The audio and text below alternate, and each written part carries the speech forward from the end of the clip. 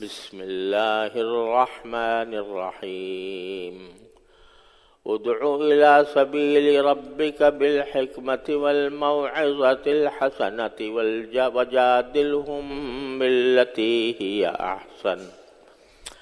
آمنت بالله صدق الله مولانا العظيم اما بعد میرے محترم بزرگوں، دوستوں اور بھائیوں، السلام علیکم ورحمۃ اللہ تعالی وبرکاتہ۔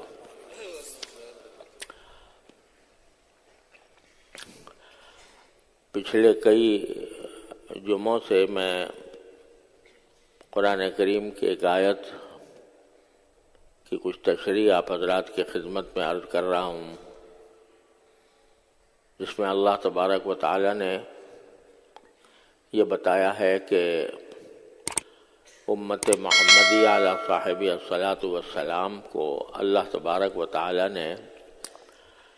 تمام انسانوں کے لیے پیدا کیا ہے، اور تمام انسانوں کے لیے پیدا کرنے کا مطلب یہ ہے کہ امت محمدیہ علی صاحب السلام کا ہر فرد وہ اس بات کا مکلف ہے، یعنی اس بات کی ذمہ داری ہر مسلمان پر عائد ہوتی ہے کہ وہ اپنے ماحول میں اچھائی کی دعوت دے اور برائی سے روکے۔ لوگوں کو اگر اپنے ماحول کے اندر کوئی غلط کام کرتے ہوئے دیکھتا ہے تو اس کو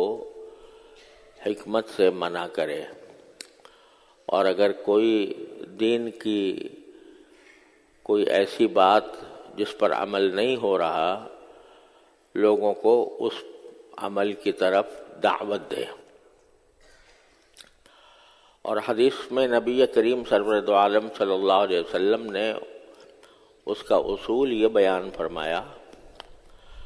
کہ من رأى منکم منکرا فلیغیرہ بیدہ فإن لم یستطع فبلسانہ وإن لم یستطع فبقلبہ، کہ جب تم میں سے کوئی شخص کوئی برائی ہوتے ہوئے دیکھے تو پہلا کام تو یہ ہے کہ اس کو ہاتھ سے روکے،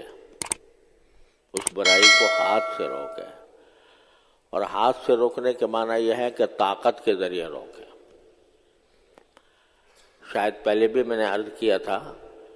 کہ یہ حکم جو ہے ان لوگوں کے لیے ہے جن کا کہیں اقتدار ہو، جیسے حاکم ہے کوئی، اس کا اقتدار ہے پوری رعایا کے اوپر، تو اگر اپنی رعایا میں کوئی غلط کام ہوتے ہوئے دیکھتا ہے تو اس کا فرض ہے کہ وہ طاقت سے اس کو روکے، کیونکہ اللہ تعالیٰ نے اس کو اقتدار دیا ہے تو وہ ہاتھ سے روک سکتا ہے۔ یہ ہر انسان کا کام نہیں ہے کہ وہ طاقت سے روکے۔ دوسرا درجہ یہ ہے کہ اگر ہاتھ سے نہیں روک سکتا تو زبان سے روکے، یعنی کسی کو نصیحت کرے، اس کو سمجھائے کہ یہ کام جو تم کر رہے ہو یہ شریعت کے خلاف ہے، اللہ تعالیٰ کے حکم کے خلاف ہے، لہذا تم اس سے باز آ جاؤ، زبان سے روکے۔ اور تیسرا یہ ہے کہ اگر اس کی بھی استطاعت نہ ہو تو پھر دل سے روکے، یعنی دل میں اس کو برا سمجھے۔ تو یہ جو ہے جہاں تک اقتدار کا تعلق ہے تو ہر ایک آدمی کو اقتدار حاصل نہیں ہوتا، لیکن کم از کم اپنے گھر میں ہوتا ہے۔ جو گھر کا سربراہ ہے وہ اگر اپنے گھر میں کوئی برا کام ہوتے دیکھتا ہے تو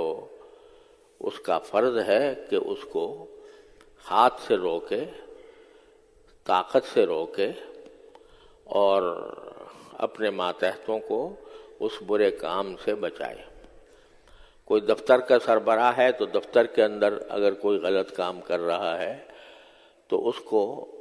روکے. لیکن زبان سے روکنا تو ہر ایک کے لیے ممکن ہوتا ہے، اور اس میں شریعت نے یہ تفصیل بیان کی ہے کہ اگر اس کے زبان سے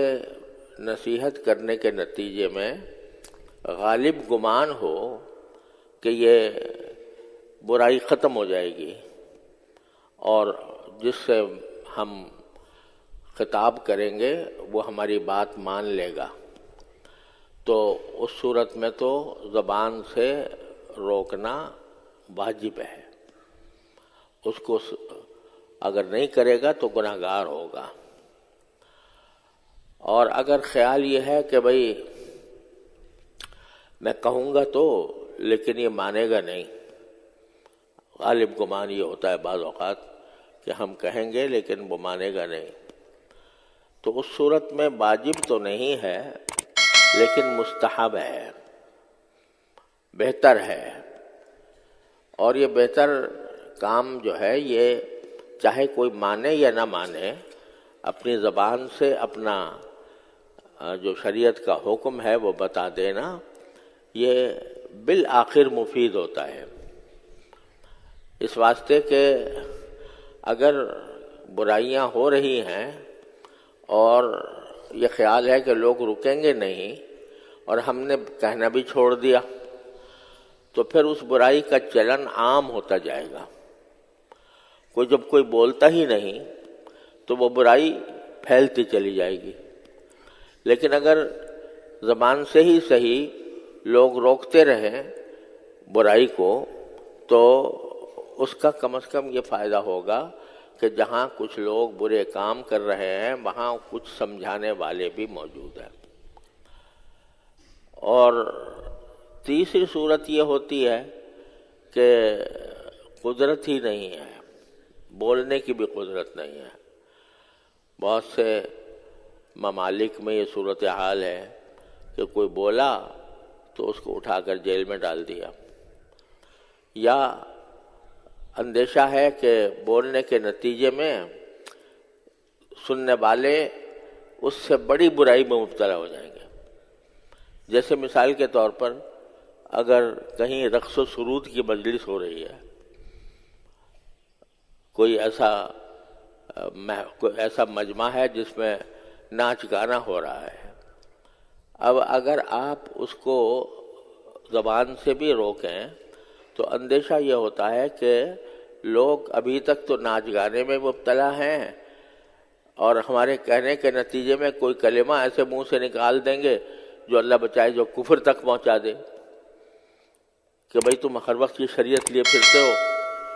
اب یہ زمانہ اور ہے، یہ 21ویں صدی ہے، اس میں تمہاری شریعت وریعت کچھ کام نہیں آئے گی. اللہ بچائے اس قسم کی بات بول دی تو ابھی تک تو گناہ ہی کر رہے تھے، اب اس قسم کی بات کرنے سے کفر میں مبتلا ہو جائیں گے. تو ایسے موقع پر پھر خاموش رہنا ہی بہتر ہے، لیکن فرمایا کہ دل سے ضرور برا سمجھتے رہیں. یہ دل سے سمجھنا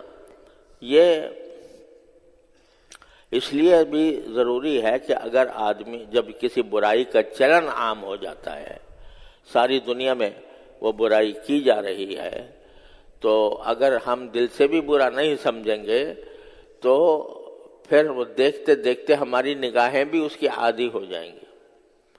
اور اس کی برائی ہونے کا تصور بھی دل سے مٹ جائے گا.